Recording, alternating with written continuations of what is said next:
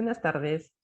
En nombre del Fondo Editorial de la Universidad de Lima, les doy la más cordial bienvenida a la presentación del libro Cine Peruano de Inicios del Siglo XXI, editado por Cynthia Beach y Sara Barrow. Cynthia Beach es profesora de literatura y cine latinoamericano en Fordham University, en Nueva York. Es autora del libro Indigenismo de Vanguardia en el Perú, un estudio del boletín Titicaca, publicado en el año 2020, y de diversos artículos sobre indigenismo, literatura peruana contemporánea. En los últimos años, su investigación se ha orientado hacia el cine peruano con artículos que discuten la representación de la ciudad de Lima en las películas La Teta Asustada, Paraíso y Magallanes, y un estudio sobre el proceso de urbanización neoliberal a través del análisis del largometraje documental A Punto de Despegar. Actualmente continúa su investigación sobre el estudio urbano limeño en las películas El Limpiador y Rosa Chumbe. Sara Barrow es profesora de cine en la Universidad de East Anglia en el Reino Unido. Ha publicado sobre las relaciones entre el cine, el Estado y la sociedad en el Perú. Sus investigaciones han analizado las ecologías de producción cinematográfica, el rol de los festivales de cine del Perú y el trabajo de varias cineastas peruanas. Su libro, Cine Peruano Contemporáneo, Historia, Identidad, Violencia, publicado en el 2018, exploró la relación entre el cine y el conflicto armado interno. Es coeditora con Cynthia Beach de la colección editada Dinamismo e Incertidumbre, el cine peruano de inicios del siglo XXI. Las acompañan en la mesa Ricardo Bedoya, profesor e investigador de la Facultad de Comunicación de la Universidad de Lima. Ejerció la crítica de cine en la revista peruana Hablemos de Cine y en diversas publicaciones como en la revista La Gran Ilusión. Es miembro del Consejo Editorial de la revista Ventana Indiscreta y director artístico de la Semana de Cine de la Universidad de Lima. Dirige y conduce el programa televisivo El Placer de los Ojos en Televisión Nacional del Perú. Desde el año 1992 ha publicado varios libros sobre cine. Los más recientes son El cine peruano en tiempos digitales en el 2015, El Perú imaginado, representaciones de un país en el cine internacional en el 2017 y El cine latinoamericano del siglo XXI, tendencias y tratamientos en el 2020. Fabiola Reina es gestora cultural e investigadora. Ha cursado la carrera de Comunicación Social en la Universidad Nacional Mayor de San Marcos y la maestría en Gestión Cultural en la Universidad de Barcelona. Dirige el Festival de Cine Hecho por Mujeres y del Centro Cultural Digital La Revoltosa. En el 2021 publicó el libro La cinta ancha, brechas de género en el cine peruano. Sus prácticas, tanto en gestión cultural como en la investigación, giran en torno a la democracia y el trabajo cultural desde una perspectiva transfeminista. Y Emilio Bustamante, magíster en literatura peruana y latinoamericana por la Universidad Mayor de San Marcos, licenciado en Ciencias de la Comunicación por la Universidad de Lima, profesor en la Facultad de Ciencias y Artes de la Comunicación de la Pontificia Universidad Católica del Perú y en la Facultad de Comunicación de la Universidad de Lima. Ha ejercido la crítica de cine en diversos medios y ha publicado los libros La radio en el Perú en el año 2012, Las miradas múltiples, el cine regional peruano en el 2017 en colaboración con Jaime Luna Victoria y La batalla por el buen cine, textos críticos de Armando Robles Godoy en el 2020. Antes de ceder la palabra a Ricardo Bedoya para que dé inicio a la presentación, les recuerdo que pueden hacer sus preguntas en la zona de preguntas y respuestas de la sala Zoom. Sin más preámbulo, los dejo con Ricardo. Adelante, Ricardo. Gracias. Bueno, agradecer en primer lugar a Cynthia, a Sara por haberme invitado a participar y al Fondo Editorial de la Universidad eh, por, por la oportunidad de estar aquí presentando el cine peruano de inicios del siglo XXI, que tiene un subtítulo que me parece interesante, porque habla de dinamismo e incertidumbre. Tal vez habría que pensar un poquito en esos términos, ¿no? El dinamismo. Primero el dinamismo y pasaremos después a la incertidumbre. En el dinamismo de quiénes, en primer lugar de Cynthia y Sara, ¿no? Que trabajando en países distintos hicieron esa ligazón transnacional para ir preparando este libro, que primero tuvo una publicación en Palgrave, en el Reino Unido, y luego en la Universidad de Lima la versión en español. Entonces, ese dinamismo fue ha dado frutos, ¿no es cierto? Ha dado el fruto de esta publicación. En segundo lugar, dinamismo de los autores, digamos, de cada uno de los textos, porque este es un libro antológico que recoge artículos muy diversos de autores muy diversos.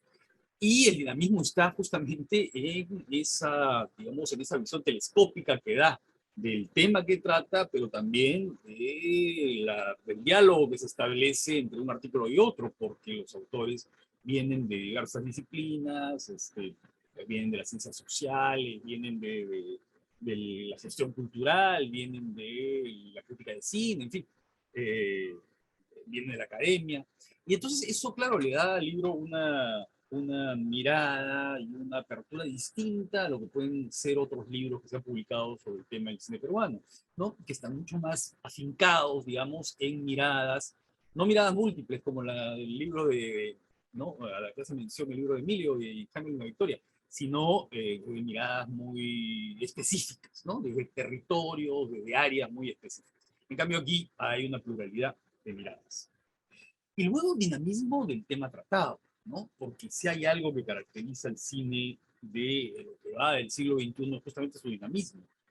Y creo que el libro, en su división, partes que tiene, habla de eso, ¿no? Primero, en su visión de las películas que se integran a las dinámicas del mercado, ¿no? Que sería la primera parte de este libro. En segundo lugar, donde, claro, por supuesto están las películas que se hacen bajo el apoyo de marcas, con, ¿no es cierto?, el financiamiento de marcas, en fin, las películas que tienen una ambición masiva, como Pepa Retorero, en fin, como a su madre y lo que vino después, también las películas regionales y las películas del circuito global de festivales, que son una categoría que el libro separa. Luego está la parte 2, que son las películas que están fuera de esas dinámicas del mercado, ¿no? Y que son las películas autogestionadas, autogestionarias, las películas que se hacen con recursos que no vienen de fondos, digamos, institucionales. Entonces, esa es una dinámica muy particular. Y lo que a mí me parece más interesante de esa dinámica es justamente eh, la pluralidad que viene a enfrentar esos lugares comunes que hay sobre el cine peruano. Son lugares comunes que se repiten de año en año, año tras año, ¿no?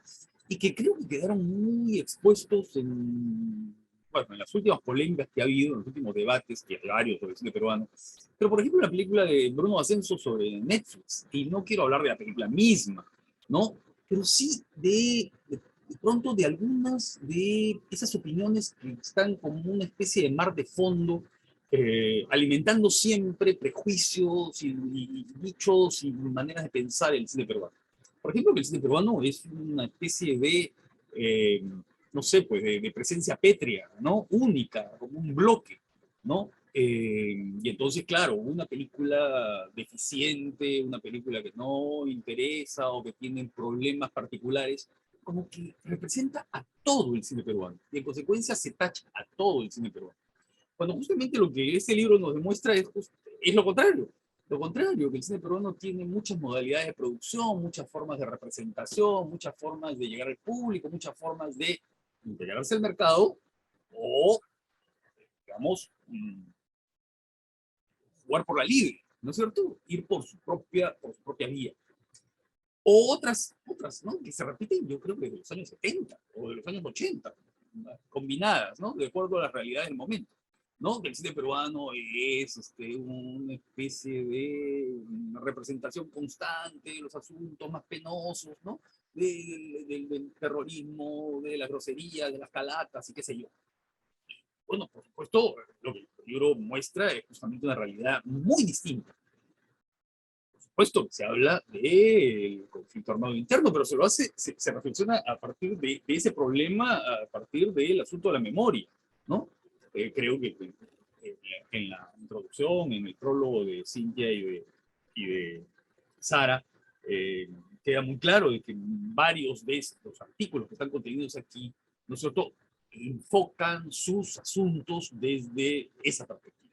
¿no? Tratando de pensar de cómo estas películas dan cuenta de la memoria. Que además, dicho sea de paso, no es ninguna novedad, ¿no es cierto? Porque en todos los países que han vivido eventos traumáticos, políticos, sociales, muy traumáticos, lo que viene es justamente la reflexión sobre lo que pasó, ¿no es cierto? Y cómo esto se procesa en este debate permanente, en este conflicto permanente, que es la construcción de la memoria, ¿no? Entonces, eso me parece que es bien interesante. Y por supuesto, la grosería ese Calatayud, creo que no vale la pena ni siquiera mencionarlo, ¿no? En primer lugar, porque así hablamos, ¿no es cierto? Y el cine tiene pues una vertiente, digamos, de observación realista que hace que incorporemos la forma de ser y lo que somos, ¿no es cierto? No solamente cómo hablamos, sino cómo comemos, cómo vivimos, cómo amamos y muchas cosas más. Eh, o decir que siempre están los mismos rostros, ¿no? Y que todas las películas peruanas representan los mismos rostros, ¿no? Y creo que justamente lo que estamos viendo aquí es la diversidad, ¿no? Los rostros que representa, por ejemplo, el cine de Eduardo Quispe no son los mismos que representa el cine de Oscar Catacora, lamentablemente fallecido, o incluso, ¿no es cierto?, las películas de Tontero. Y en consecuencia, ahí está justamente esa idea. Y el segundo, no voy a seguir con esto porque creo que es una cosa, digamos, que se ha discutido mucho. Pero sí la incertidumbre. La incertidumbre me parece que es bien interesante, porque creo que si algo marca estos tiempos, es esa idea de la incertidumbre. Y creo que aquí Cintia y Sara tendrían que ya comenzar a pensar en una segunda, no una segunda edición, porque hay muchas, pero sí un segundo libro, en otro libro, en esta vía, ¿no? Que hable de los momentos de incertidumbre que vivimos, ¿no? Porque creo que, si bien en el epílogo de Sara y Cintia ya se trata este tema, yo creo que es un tema quemante ahora, ¿no? Y justamente es el tema que deberíamos comenzar a pensar, ¿no? Que es la presencia del cine peruano en este tiempo post-pandémico, ¿no? Y no solamente con eso, sino en el panorama internacional. Porque aquí hay que ver lo global y lo local, ¿no? Aquí creo que los vientos de lo global están zamaqueando este empeño local, ¿no? Tanto el empeño más grande, el empeño de las marcas y de las compañías, digamos, que han hecho películas más vistosas, como también de los más pequeños, ¿no?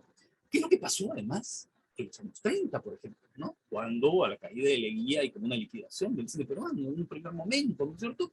También era, digamos, el ventarrón de lo global que venía y que alteró un poco la situación política del país y que trajo consigo una serie de cosas que la historia ya la dice, ¿no? ¿Qué es lo que pasó en la época de Mauro Films, ¿no?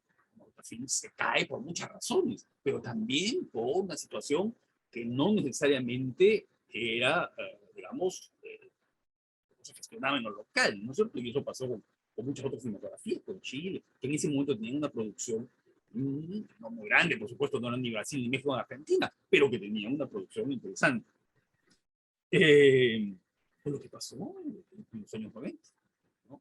En la que los vientos del liberalismo y de las políticas económicas, digamos, entregadas al mercado y esa teología del mercado, ¿no es cierto?, hizo que se derrumbara en los pilares de lo que fue la ley de cine de los militares, ¿no? Pero ahora estamos en una época bien interesante y bien preocupante, ¿no? Porque, ¿qué está ocurriendo, no? Cuando uno comienza a ver, a leer un poco lo que está pasando en el mundo en relación con el estado de la cinematografía, se alarma. Y no quiero ser, por supuesto, catastrofista, ni mucho menos, pero, por ejemplo, cuando en el libro se identifica cierto cine peruano que está muy vinculado con el circuito global de los festivales y que han sido muchas películas, ¿no? Las cuales podría haber sido, o es la película de Canción sin nombre, ¿no? Y uno ve lo que está pasando en Europa, la resulta preocupante, ¿no? Porque, claro, hay una crisis de la financiación europea que está arrastrada por la baja del público. Muchos sistemas de financiación europea a la producción cinematográfica están amarradas justamente al volumen del público asistente a los cines.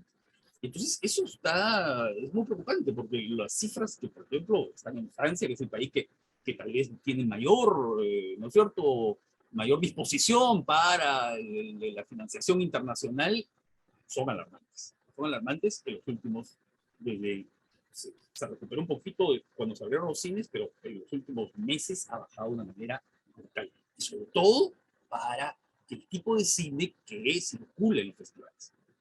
Luego, los estímulos estatales. Yo creo que hay que mirar con mucha atención lo que está pasando en Argentina, ¿no? Lo que está pasando en Argentina es muy grave y creo que es muy significativo, ¿no? De un poco lo que puede pasar en tiempos de inflación, ¿no? Y de necesidad de recursos.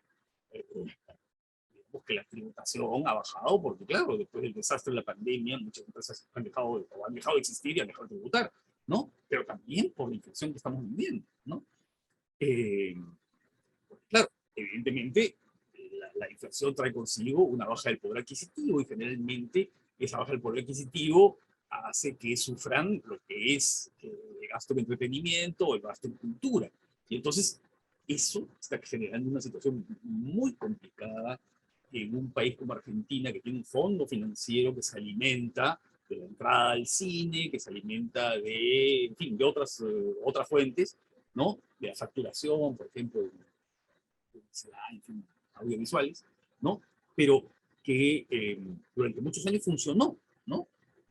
Hubo mucha corrupción y malos manejos, pero bueno, pero funcionó, ¿no? Y eso generó una actividad en el cine argentino muy importante. ¿Y qué va a pasar? Lo que está pasando es que en diciembre sacaban el sistema, la norma que creó todos estos sistemas de apoyo y hay todo un debate, una polémica. Yo creo que hay que mirar con mucha atención esto porque creo que es una discusión que nos atañe también. Luego, la crisis de las plataformas, ¿no? Mucho se pensaba que, con, claro, el auge de las plataformas, que había, ¿no? Las plataformas digitales que en el momento de la pandemia fueron muy importantes, ¿no? Y que muchas de ellas tuvieron unos ingresos extraordinarios en esos tiempos, y se fortalecieron. Miren ustedes lo que está pasando en los últimos meses, ¿no? Hay una saturación de competencia, ¿no? Y hay claro, una pelea por el mercado. Justo en el momento en el que muchas de estas plataformas estaban invirtiendo en producciones locales, en producciones, en fin, Europa, en América Latina y en muchos lugares. Eso también es bien preocupante. Por otro lado, las plataformas, todavía no, el futuro de las plataformas es muy cierto en ese sentido, pero también en el sentido de encontrar en ellas alguna garantía de rentabilidad, ¿no? ¿Cómo va a funcionar esto? ¿Qué va a pasar? Tal vez la especialización de las plataformas en el futuro pueda abrir algunas vías nuevas, pero no lo sabemos. Hay una incertidumbre sobre la rentabilidad. Y una cosa que es muy grave, que es el cierre masivo de circuitos de salas paralelas, de salas alternativas, ¿no? Que es un fenómeno que está produciendo en todo el mundo. Uno lee Twitter y todos los días descubre, bueno, la sala tal en tal lugar, la sala cual, que no, la querida sala no sé cuántos, se acaba. Y eso es un fenómeno que se va a ir reflejando en justamente la voluntad de apoyos estatales. ¿Para qué damos dinero del Estado, de los contribuyentes, no es cierto? Para que simplemente no haya dónde estrenar las películas, dónde exhibir las películas, ¿no? Y además, porque evidentemente no hay público para verlas. Entonces, es un asunto que nos va envolviendo de una manera muy, muy preocupante, ¿no? Y creo que Sara y Cintia ahí tienen un reto, un desafío, de convocar a personas que puedan pensar el cine peruano en esta crisis, en esta pospandemia, en esta época de incertidumbre, incluso bélica, ¿no? Eh, Porque creo que las cosas van a cambiar, ¿no? Eso es lo que me quería decir. Muchas gracias, Ricardo. Interesante análisis. A continuación, damos la palabra a Fabiola. Adelante, Fabiola.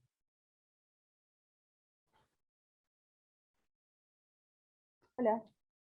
Em, Hola. Hola a todos.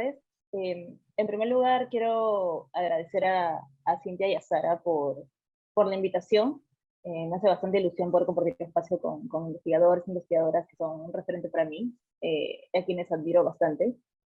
Y, y a quienes he leído también bastante, ¿no? En los últimos años he podido vincularme más hacia la investigación sobre cine peruano, y investigación académica dentro del cine.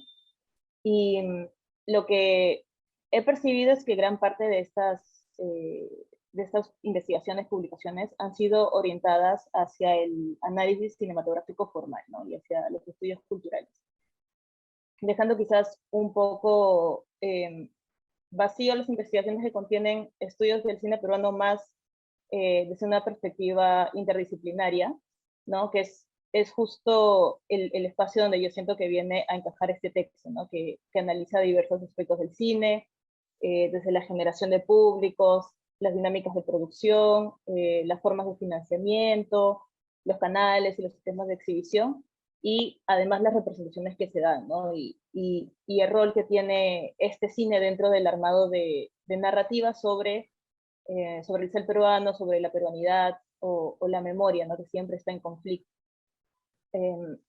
Además, a mí particularmente me parece interesante este marco de referencia, esa estructura a partir de la cual se pueden desarrollar más investigaciones, ¿no? La forma en la que han acomodado los distintos artículos que forman parte del libro, ¿no? Que esta división se genera a partir de la relación de las películas con los públicos, de las dinámicas de mercado, y que a la vez estas dinámicas se entienden de dos maneras, ¿no? No solo a partir de la acumulación de capital monetaria, de dinero, sino también a partir de la acumulación de reconocimientos en circuitos de festivales, ¿no? Y si bien en el texto se deja claro que no es una estructura cerrada, no podría ser lo demás, es un marco de análisis que sí permite identificar mejor las distintas dinámicas que existen en el entorno cinematográfico, ¿no? Y las relaciones sociales que están implicadas, las redes que se generan y que se han venido generando, ¿no? Que esto para mí es una de las cosas que más resalto dentro de los distintos artículos que forman parte de la publicación. También no puedo dejar mencionar el gran porcentaje de investigadoras que forman parte del texto, que es un poco raro dentro de las publicaciones académicas, ¿no? Y que también lo vinculo con un creciente interés, bueno, no sé si específicamente interés, en fin, desarrollo de investigadoras dentro del cine peruano, ¿no? Que se puede ver, por ejemplo, a través de los estímulos económicos del ministerio en esta línea que se creó de investigación, ¿no? Donde la gran mayoría de personas que postulan y son mujeres y que terminan financiando sus proyectos de investigación son mujeres, ¿no? Entonces siento que hay como una corriente de aparición de investigadoras sobre cine, ¿no? Tanto de análisis formal de cine, como de sus dinámicas, de exhibición, de festivales, ¿no? En las distintas líneas de investigación que puede haber dentro del entorno cinematográfico. Otro punto que me jaló bastante dentro de la publicación es este cuestionamiento que se da por parte de las autoras sobre los términos de cinearte y cine de autor, ¿no? Que privilegia el rol del director dentro de una jerarquía que siempre ha existido y que ha invisibilizado históricamente otros roles, ¿no? Y otras formas de organización que están surgiendo, sobre todo desde el cine comunitario, ¿no? Y que a la vez ponen en una jerarquía o sobre una jerarquía estas piezas, ¿no? Y por lo tanto al público que consume este cine. Y justo son estas jerarquías que se vienen cuestionando desde los estudios de género y que se hace bastante evidente a partir del texto de Isabel Seguí, ¿no?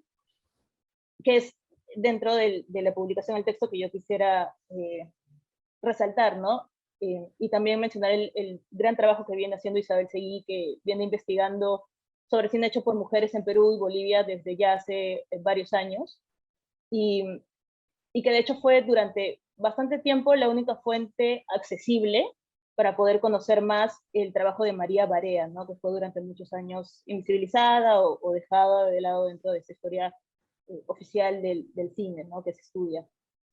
Y también me parece bastante importante el trabajo de Isabel, porque más allá de investigar la participación de las mujeres dentro del cine peruano, del quehacer cinematográfico, utiliza además metodologías feministas y también historiografía feminista para crear sus investigaciones, ¿no? Porque más allá de la generación de datos, que es bastante importante para visibilizar las brechas que existen en la cultura, el aporte de Isabel y su metodología me parece sumamente importante para señalar las dinámicas de género que pueden ser sutiles dentro del cine. A través del texto, ella da cuenta y resalta detalles dentro de la producción cinematográfica y la gestión cultural, detalles que normalmente suelen pasar desapercibidos y que son estos detalles que pueden parecer invisibles, donde uno encuentra más sentido en cómo es que se generan las estructuras jerárquicas, ¿no? Las relaciones de género y las relaciones de poder, y también cómo se sostienen, ¿no? Cómo han venido manteniéndose a través del tiempo. Y dentro de su texto, a través de la experiencia de Diana Castro y de Lorena Bess, Isabel como va reflexionando sobre esta pregunta que ha ido apareciendo en los últimos años en diversos espacios, en conversatorios, en talleres, que es si existe un cine feminista, si hay una forma de hacer gestión cultural feminista o desde los feminismos, cómo podría ser un modelo de producción cinematográfica feminista, si es que esto es viable, qué características podría tener, o qué características debería dejar de tener en todo caso, ¿no? Y desde las respuestas que da Diana y Lorena se puede concluir, o al menos es las conclusiones que yo tengo, que justamente el camino va por cuestionar esas lógicas de mercado que son clasificadas en el libro de esas dos formas, ¿no? Tanto esta vinculada a la obtención de dinero, como el del reconocimiento, ¿no? Bajo unas lógicas y criterios puntuales de un tipo de arte que además tiende a ser elitista. Y yo creo que esas dos cosas son fundamentales en el texto de Isabel, ¿no? Dentro del análisis que hace de las dinámicas del cine peruano y de género, que además es una disciplina que viene desarrollándose recién en los últimos años, ¿no? Y bueno, otra cosa que resalta es cómo dentro de esta investigación que es académica, se incluye información que normalmente no se tomaría como académica, ¿no? Sobre todo en relación a los vínculos laborales y afectivos que vivimos en nuestro espacio laboral, amical, afectuoso, que puede difuminarse muchas veces dentro del sector cine por su misma naturaleza, ¿no? Y que esta mirada es una propuesta que ya tiene tiempo desde las epistemologías feministas, ¿no? Pero que a través del texto de Isabel se puede ver aplicado a esos tipos de estudios, ¿no? De género y de cine. Y también esto sumado a la posibilidad de que las personas que aparecen en la investigación puedan posicionarse a sí mismas políticamente y que eso a la vez sea un insumo para la misma investigación. También Isabel pone en la primera parte del texto esta especie de genealogía de la participación de las mujeres en el cine documental, ¿no? Que es donde han tenido una mayor presencia, que es un insumo muy, muy, muy valioso para futuras investigaciones que busquen profundizar en esta línea histórica que ha sido invisibilizada en la historia del cine peruano, ¿no? Y bueno, ya finalmente, a partir del texto de Isabel y lo que significa este texto, en particular para los estudios de género dentro del sector cultura, me ha surgido una pregunta que ya me viene rondando desde hace un tiempo, y es que así como en el cine se van creando formas fuera de las lógicas de mercado que permite un cine menos jerárquico que va con esa intención y orientado quizás a lo comunitario, ¿cómo es que se puede hacer lo mismo a partir de las investigaciones, ¿no? O a partir de lo académico? Donde finalmente publicaciones como estas, o como las que ya existen sobre el cine, sean accesibles para, o bueno, terminan siendo accesibles solo para un pequeño público, ¿no? Interesado en estos temas. Entonces me pregunto, ¿existe algún paralelo de generar estas reflexiones y nuevos conocimientos que no estén enmarcados en estos sistemas que de por sí son elitistas, ¿no? Y cómo, más allá de la forma en la que se usa el lenguaje académico que de por sí genera sus propias dificultades para su acceso, se puede generar sistemas de generación y distribución de información que sean más comunitarias, ¿no? Que permitan que las personas que hacen investigación puedan seguir haciéndolo, pero que también no sea necesario estar en ciertos entornos para poder tener acceso a estos textos, ¿no? Es una pregunta que me viene rondando y que me surge de nuevo a partir de la lectura de este texto. Y con este pregunta. Gracias, Fabiola. Ahora los dejo con los comentarios de Emilio. Gracias, Mari. Gracias a Cintia, a Sara, por haberme invitado a participar en el libro, y haberme invitado a participar en esta presentación, y gracias por el libro, ¿no? Es un libro, pues, muy importante, y que, como dice Ricardo, tiene un subtítulo que resulta muy preciso, ¿no? Dinamismo e incertidumbre, ¿no? Cine peruano de inicio del siglo XXI, dinamismo e incertidumbre.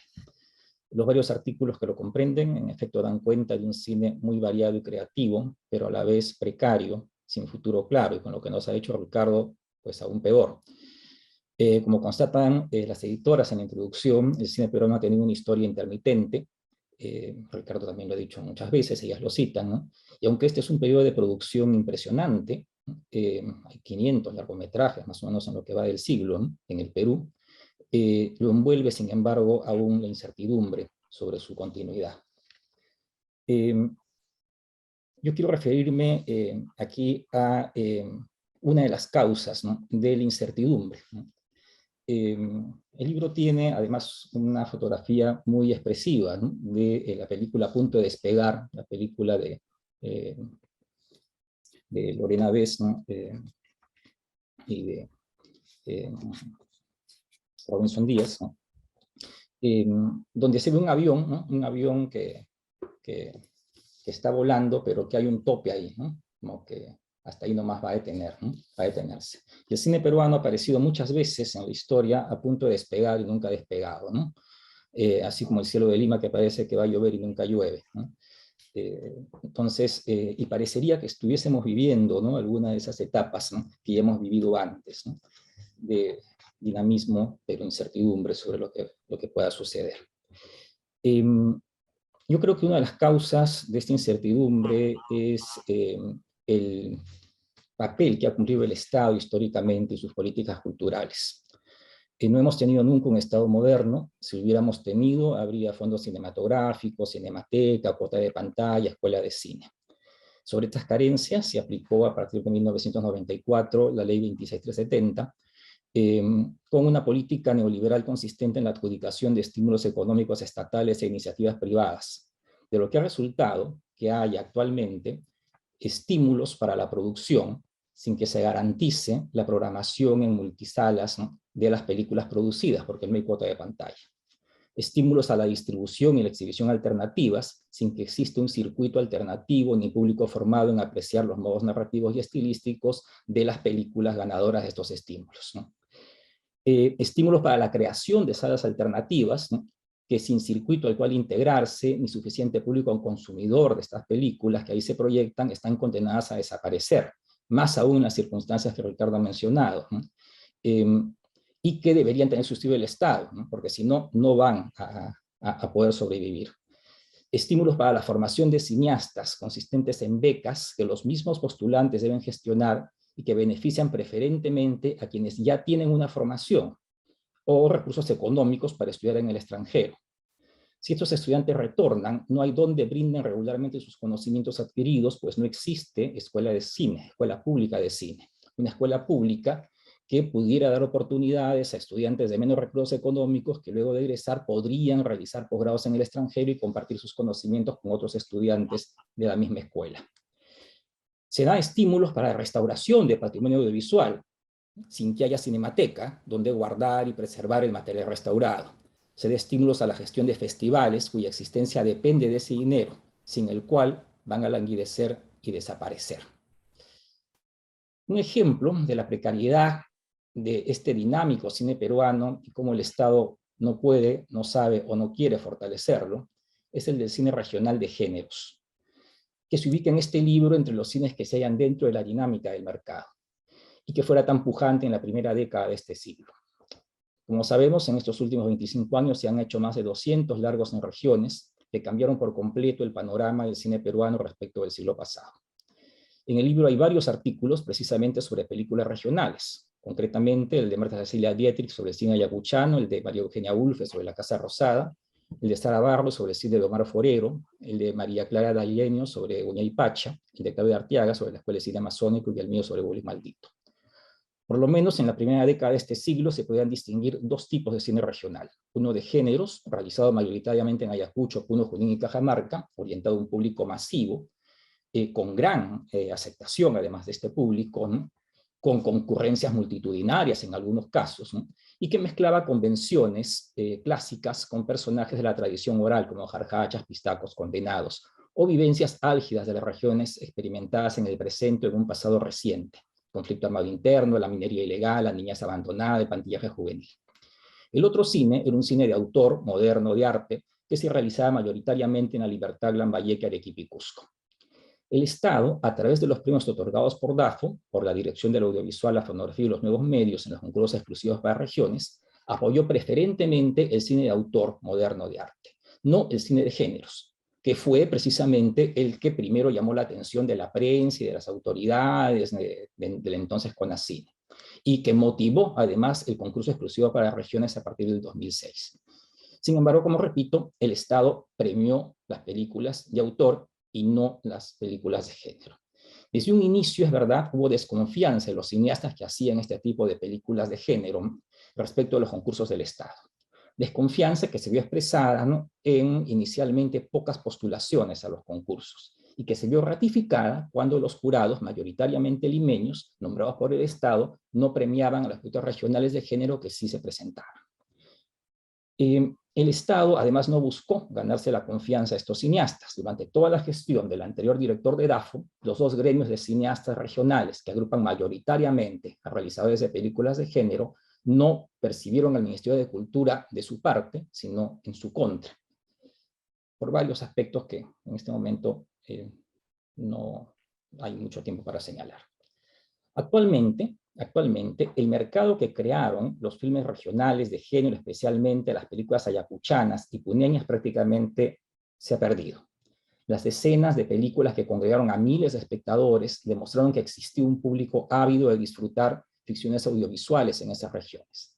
Ese mercado, ahora en Puno, por ejemplo, lo ocupan los multiplex, que ofrecen producciones norteamericanas de género. Si alguna vez, además, estos múltiples puneños, ¿no?, albergan a películas como Uñay Pacha o Manco Cápac, se trata de películas de autor, que además no duran mucho en la cartelera, ¿no?, pues que vino alguna película de Hombre Araña y arrasa con todo.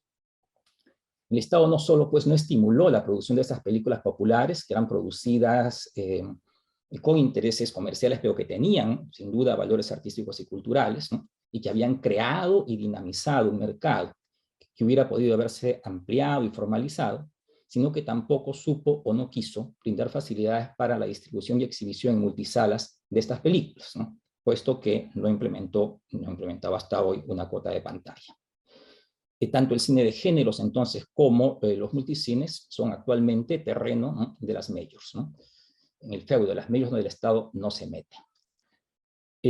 Como consecuencia de una falta, pues, real, ¿no?, de estímulo a la producción, distribución y exhibición de películas regionales de género y de atención a ese mercado que se había creado, los cineastas que hacían estas películas de modo informal no pudieron formalizarse ni competir con las grandes empresas formales y las majors y se dedicaron a otros negocios, dejando el mercado que ellos habían creado a las grandes empresas de multicines. Se cumplió así, pues, una constante de un sistema perverso. El neoliberalismo promueve el emprendedurismo que se desarrolla bajo la informalidad, pero no hay verdadero estímulo para la formalización por parte del Estado. Y cuando las empresas intentan formalizarse, tampoco tienen el respaldo verdadero del Estado y no pueden seguir creciendo ni competir con las empresas grandes que las absorben o las retiran del mercado. El Estado continúa actualmente asumiendo un rol posmoderno sin haber cumplido su papel moderno. En la ley de cine actual, el decreto de urgencia 022-2019, lo hemos dicho varias veces, no hay cimientos. Es una ley muy endeble, muy endeble. No hay fondo autónomo. El cine sigue dependiendo de la voluntad del Congreso. No hay cuota de pantalla, no hay cinemateca, tan solo una vaga mención en archivos sin reglamento.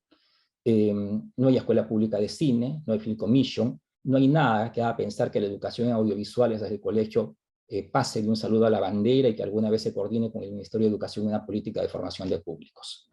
No hay nada que enoje o incomode a las grandes empresas transnacionales, ¿no? Y a los exhibidores. Nada que reste el mínimo espacio, el gran negocio cinematográfico en favor de un cine diverso e identitario. Y si las cosas siguen así, pues permanecerá la precariedad y la incertidumbre. O se agravará, ¿no? Justamente lo que ha dicho Ricardo es bien, bien importante, ¿no? Porque hace que todas las prevenciones sobre el cine peruano que pudiera haber existido antes de las pandemias han cambiado. Y que esa ley que se dio justo antes de la pandemia, unos meses antes de la pandemia, a fines del 2019, resulta en este momento una ley anticuada. Este libro, justamente de Cintia y de Sara, editado por Cintia y Sara, con la valiosa colaboración de los autores que aquí figuran, pues nos invita a seguir pensando sobre el cine peruano, a seguir debatiendo. Cada artículo, en realidad, de los que están ahí, merecería pues una mesa particular de debate y ojalá se pudieran realizar. Muchas gracias. Muchas gracias a ti, Emilio. Realmente tenemos mucho por hablar sobre la situación actual en el cine peruano. Es momento de escuchar a una de las editoras de este interesante libro, a Cintia Vich. Por favor, Cintia, adelante. Buenas tardes y muchas gracias a todos por estar aquí. En primer lugar, quiero agradecer a nuestros tres presentadores, ¿no? A que dos de ellos son autores de capítulos en el libro, Emilio y Ricardo. Y quiero agradecerles por compartir a ellos y a Fabiola con nosotros, ¿no? Desde sus perspectivas tan distintas, su apreciación de este volumen que estamos presentando hoy.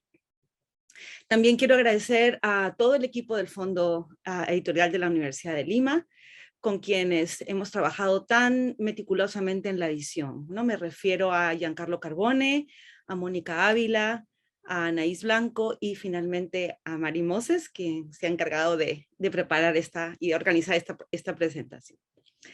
Entonces, el libro que presentamos hoy ya tiene casi 4 años de recorrido, desde el año 2018, cuando se empezó a vislumbrar la idea.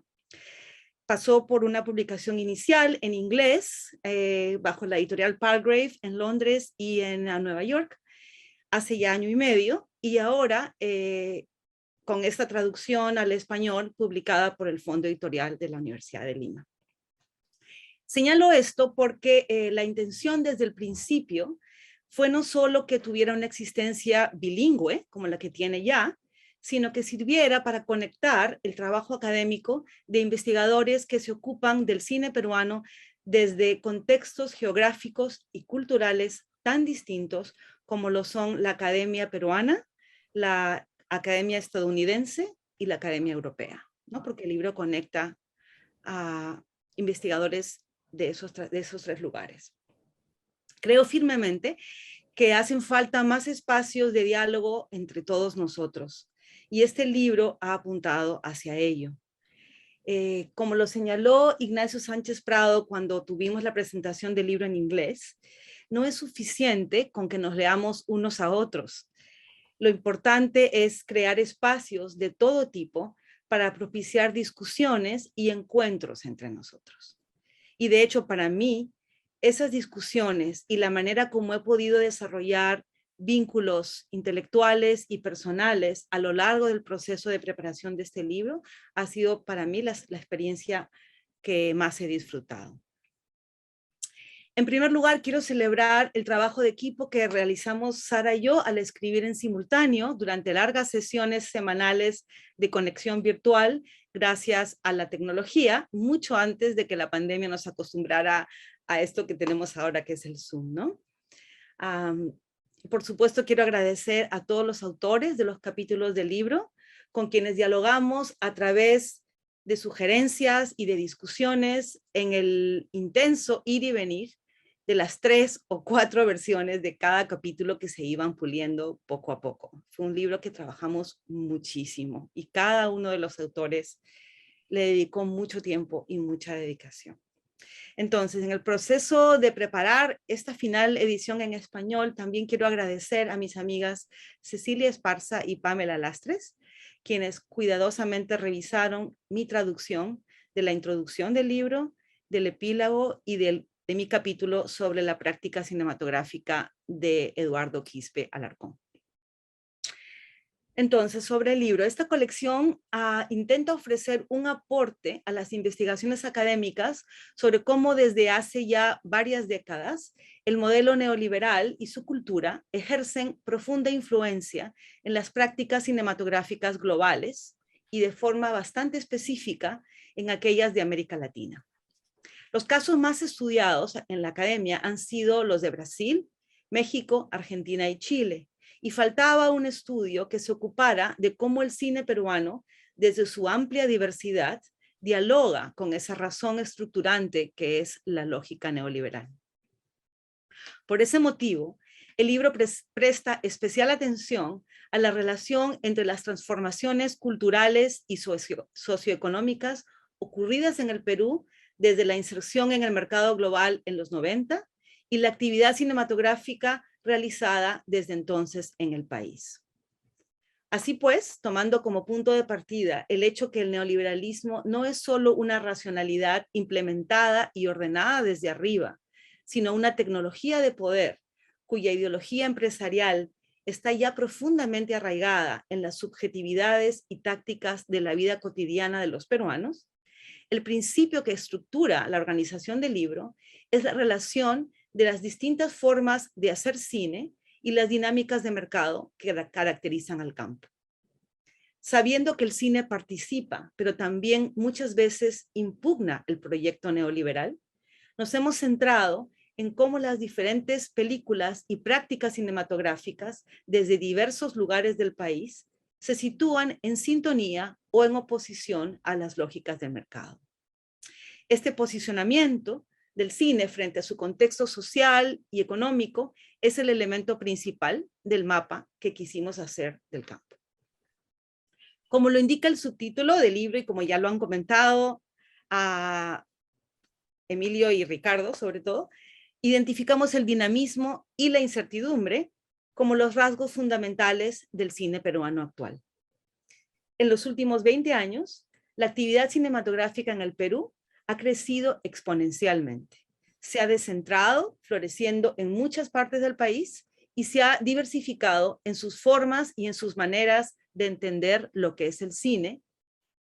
Hoy abarca desde películas y mecanismos íntimamente ligados al mercado del cine comercial o el mercado de prestigio del cine de arte, hasta diferentes tipos de cine independiente, experimental y comunitario, que proponen modelos alternativos de vida y de vínculos humanos.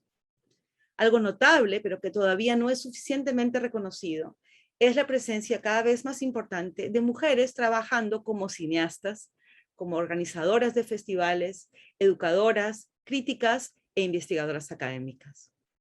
Y es sobre todo entre las generaciones más jóvenes, con su energía y su perseverancia, que el cine hecho en el Perú tiene el notable dinamismo que lo caracteriza. Sin embargo, dado que la precariedad es un elemento orgánico del neoliberalismo, el cine en el Perú está limitado por una permanente fragilidad, como ya lo han discutido, ¿no?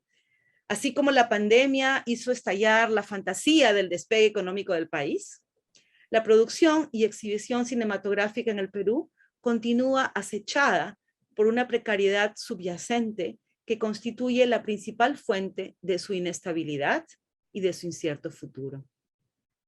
La persistente falta de infraestructuras y de una regulación adecuada y eficaz limita la posibilidad de un desarrollo sólido y diversificado. Estos déficits estructurales son consecuencia, en parte, de la precariedad institucional del país y de su debilitante inestabilidad política, que siendo ya sistémicas, se revelan como las enormes carencias que obstaculizan un futuro estable y predecible para el cine en el país. Sin embargo, para no terminar con un tono oscuro, frente a todo esto y como ha sido ya habitual en épocas de profunda crisis, como la actual crisis en el Perú, la creatividad y la pasión de todos aquellos que persisten en su fe en la capacidad del cine para imaginar mundos posibles, nos continúa asombrando y a mí me anima a seguir con mi trabajo. Muchas gracias. Y quiero disculpar que Sara no está aquí hoy. Está enferma, repentinamente se ha enfermado y acaba de mandar un mensaje diciendo que simplemente no puede conectarse. Pero les agradezco mucho otra vez a nuestros 3 presentadores y a todos los que están aquí escuchándonos. Muchas gracias, Cintia. Tenemos una pregunta acá de uno de nuestros asistentes. Aquí está, para ver si alguno de, si Cintia o alguno de nuestros comentaristas lo pueden responder. Considerando el contexto explicado, ¿qué propuestas se podrían plantear para dar espacios al cine nacional en sus diversas manifestaciones? Cintia, tú, Ricardo, Emilio, Fabiola, ¿quién quiere responder esta pregunta? Cuota de pantalla, televisión pública y un streaming del Estado, ¿no? Para comenzar, ¿no? Es paradójico. Sí, claro, esas ya son las cosas a más largo plazo, ¿no es cierto? Una escuela pública de cine y una formación de público desde la niñez, ¿no? Porque necesita un público que realmente pues, pueda comprender y disfrutar de las diferentes manifestaciones del cine peruano, ¿no? Y actualmente el público mayoritario no puede disfrutar porque no está habituado pues, ¿no? A estos otros lenguajes, estos otros modos narrativos, ¿no? Distintos a los hegemónicos que se consumen en las pantallas de los multiplex. Entonces sí, pues necesitamos escuela pública de cine para formar cineastas y necesitamos formar públicos, ¿no? Desde el colegio para poder tener un público que disfrute y que comprenda todas estas manifestaciones. Pero inmediatamente yo diría, cuota de pantalla, un streaming. Es paradójico que exista Retina Latina y que no existe un streaming de películas peruanas creadas por el Ministerio de Cultura. O sea, el Ministerio participa de Retina Latina, pero no tiene su propio streaming, donde por lo menos podrían pasar las películas premiadas por el mismo Ministerio, ¿no? Para que fueran consumidas por el público peruano y que duran muy poco tiempo en cartelera, si es que entran a cartelera, ¿no? Televisión pública. El ensayo que se hizo hace unos meses, gracias a Sonalito Esta, que estuvo de viceministra de Cultura, espero que no se quede pues, en los 2 ciclos que hubo, ¿no? Sino que esto continúe, ¿no? Hubo un ciclo sobre películas regionales y hubo un ciclo sobre películas hechas por mujeres, ¿no? Esto debería continuar, ¿no? Que a través de Canal 7 pues, se emitan películas peruanas según un horario estelar, como se ocurrió, con una publicidad adecuada, ¿no? Para que un público amplio pueda disfrutar también de estas películas que no han sido muy vistas, ¿no? Por el público, porque también han pasado fugazmente por cartelera, así es que han entrado a cartelera. Entonces, y la cuota de pantalla, yo sí creo que debería haber cuota de pantalla. Yo sé que es algo muy discutible, ¿no? Pero si los tratados de libre comercio lo admiten, ¿no? ¿Por qué no lo admite el Ejecutivo, ¿no? El Legislativo, ¿no? Ya está, ¿no? Ya está, se emite hasta 20%, ¿eh? Que es bastante, es un porcentaje bastante alto, ¿no? Yo creo que tendría que insistirse en la cuota de pantalla. Ahora, claro, ¿no? También viene el hecho de cuánto van a durar las salas, si la gente va a retornar a las salas, en fin, ¿no? Pero me parece que esos 3 elementos inmediatos podrían ya implementarse, ¿no? O hacerse algo para que se implementen pronto. Ricardo, micro. Espacios para exhibir las películas, ¿no? Mira, ¿cuántas salas en el Perú están equipadas con DCP? No hay. No hay. No hay. No hay. O sea, solamente algunas universidades, ¿no? La sala Robert Godoy, ¿no? Alguna institución cultural, pero nada más, ¿no? Entonces, sí. Y ese es un problema serio, porque ahora las películas circulan, ya no circulan pues, ni en latas, ni siquiera en disco duro, circulan por links, ¿no? Entonces, sí, Ricardo, y el premio que te da el ministerio para hacer las alternativas no te alcanza para comprar un DCP. No te alcanza. Así es. Y no hay circuito de salas, y eso tendría que ser subsidiado por el Estado. Claro, esas ya son palabras mayores, ¿no? Pero tampoco es tan difícil, porque las direcciones descentralizadas de cultura por lo menos podrían tener una salita, ya no te digo en DCP, ¿no? Pero por lo menos una sala y que recorra ese circuito las películas peruanas, que hayan ciclos que recorran a nivel nacional ese circuito que no sería tan pequeño. Por lo menos comenzar por ahí, ¿no? Eso es fundamental, creo, ¿no? Es sí. fundamental. Porque tú preparas públicos, ¿no? Pero bueno, los públicos necesitan acceder a las salas y ya sabemos cómo se maltratan las películas peruanas en las salas comerciales, ¿no? Los peores horarios, en fin, los turnos o los cambios de improviso, ¿no? Estrenan la película hoy día y ya el sábado no está, digamos, ¿no? O sea, estrenan el jueves y el sábado ya la retiraron. O la han pasado al horario de las 3 de la tarde, 2 de la tarde, 11 de la noche, ¿no? Entonces, sí, es un maltrato terrible, pero yo creo que hay que insistir con la cuota de pantalla, porque es importante que las películas peruanas entren en ese circuito multiplex, ¿no? Porque un poco la lógica justamente neoliberal es desplazar a los márgenes a todo lo que no sea majors, ¿no es cierto? ¿No? Entonces, y eso tiene una función ideológica además, ¿no? Las películas por sus formas tienen ya una ideología, ¿no?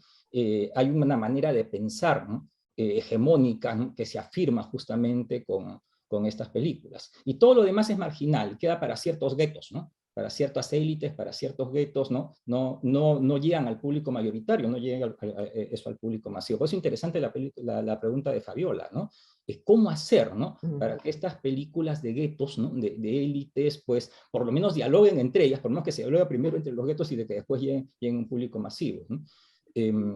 Y yo creo que ahí es fundamental que entren al gran circuito de algún modo, ¿no?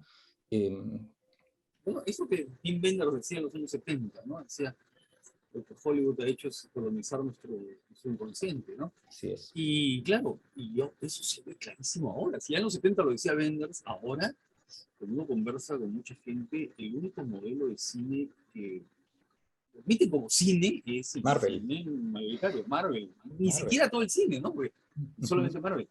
Entonces, eso es bien preocupante, ¿no? ¿Sí? Por eso creo que lo que dijiste, Emilio, de la plataforma, ¿no? La plataforma del Ministerio de Cultura también es clave porque puede servir también para descentralizar, ¿no? Para que no se tenga que acceder a salas para poder ver cine, para que se pueda ver cine desde cualquier pequeño pueblo o ciudad, ¿no? Desde el extranjero también, para que se pueda ver cine peruano y también para que se pueda utilizar como herramienta educativa en las escuelas, ¿no? O sea, una de los problemas, bueno, el problema fundamental, como lo estamos discutiendo, del cine peruano es que no tiene un público nacional. Y eso se tiene que empezar a formar desde la escuela, cambiando este chip de que el cine es entretenimiento, ¿no? Y de que para educar a los estudiantes, educar a los chicos del colegio, así como se ha educado en el imaginario nacional a través de la literatura, hacer del cine, ¿no? Ese vehículo para que se estudie el Perú. Entonces, ¿y cómo se puede hacer en las escuelas de todo el Perú? Pues con una plataforma que me permita poner en mi clase, ¿no? Una película tan difícil de acceder como las películas experimentales, no sé, las películas de cine comunitario de la Escuela de Cine Amazónico, o también Huiñay Pacha, ¿no? O sea, y que los estudiantes desde chicos empiecen a ver que el cine no es solo, ¿no?